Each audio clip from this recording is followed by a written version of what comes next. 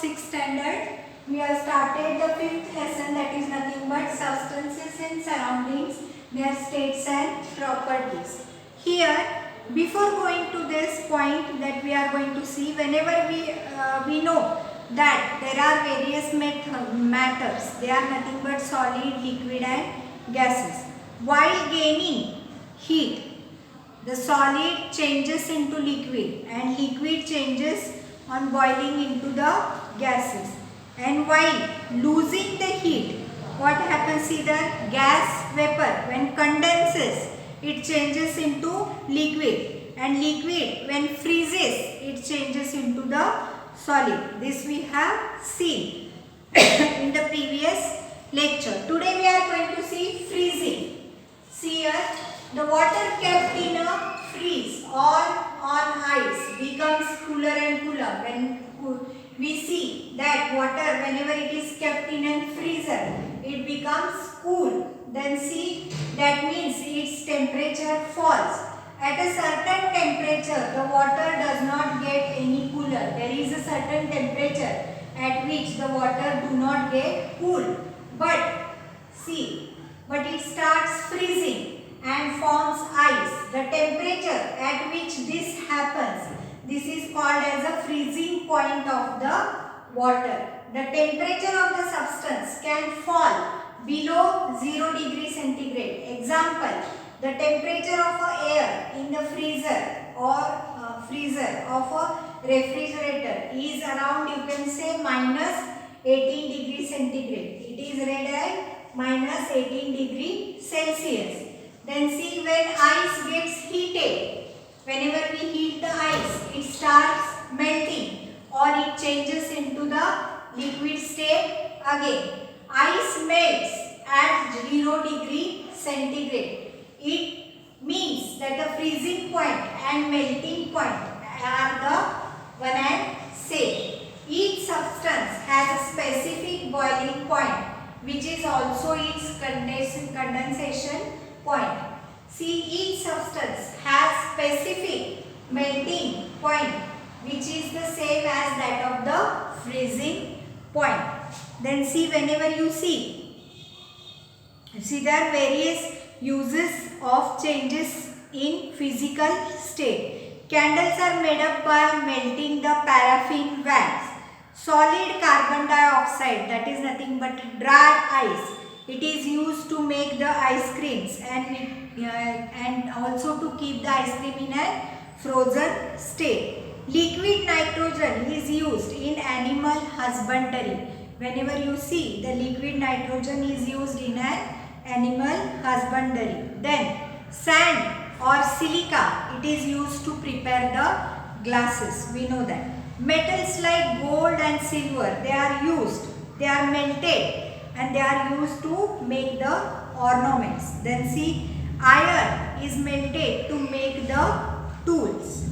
Then see, next paragraph. Let's try this. Take some sand in a crucible. Take some sand in a crucible. Put few iodine crystals on it. Place the crucible in a tripod to heat. You have to place the crucible on the tripod and you want to heat it. Block the stem of the, you can say, funnel with the cotton plug and place it inverted on the crucible. You want to place the funnel inverted on the crucible. Now you have to light the burner. You have to light the burner and heat the mixture of the crucible. So what happens here?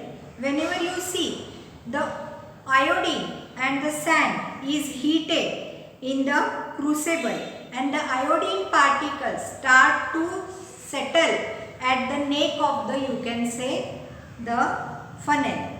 So what this process is called as a sublimation process. Now see here, we are going to see the sublimation process. Iodine crystal do not melt. Iodine crystal do not melt on heating, but change directly into the gaseous state. What are they happening? We know that when we give heat to the solid, they change into liquid. but here it is different. The solid, when the solid is given heat, it is directly changed into the, you can say, gaseous form. So see, these fumes, when the fumes of the iodine hit the walls of the funnel, they cool to form solid crystals of iodine and stick to the funnel wall. Now whenever they are sticking to the funnel wall, they cool there and they form the crystals there. Then see, thus on heating, iodine does not melt and change to liquid, but directly it changes into the gaseous state. This change of solid substance into gaseous substance or into vapor within the first change into the liquid is called as a sublimation. Means without changing into the liquid, the solid changes into the, you can say, gaseous form, or you can say into the vapor form. Such type of a process is called as a sublimation. How will you identify the following? See here, a glass is there. It is made up of plastic, steel or glass. A rod is there. Iron or aluminium is there. Then see whether it is, you may take it of iron or aluminium. A door, wooden or glass. A white powder, salt or a chalk powder. Answer to this question. You consider their properties, their transparency, their hardness, their weight, their color, their sound produced from it, solubility of water. All this you want to study and you will get some properties. They can be put to use according to their property. Let us study the properties of the substances in the detail. See here, first one, properties of substances. What will happen if pressure is applied on a substance like chalk, brick, alum, glass or Rajgira laddu, or you can say Rajgira vadi? What will happen if you apply a pressure on that? What will happen? It will break usually. Then see, these substances break into, you can say, pieces or particles. These substances break into small pieces or you can say particles. Such substances are said to be brittle. Which substances break on applying the pressure? Such substances are said to be brittle. And this property of the substance is said to be brittleness. Then see, take an iron nail, try to press a cardboard sheet, wet mud and a piece of wood using the nail. What happens? See that the nail easily presses wet mud, but not the piece of the wood. What you have to do? You have to take a nail, you have to press it into the cardboard, or you can say into the mud, or you can say into the wood. What happens? It goes easily inside in the mud, but it does not go easily into the wood. See, it can press the cardboard sheet with some effort. Cardboard sheet we can press with some effort, but in wood it can't go easily.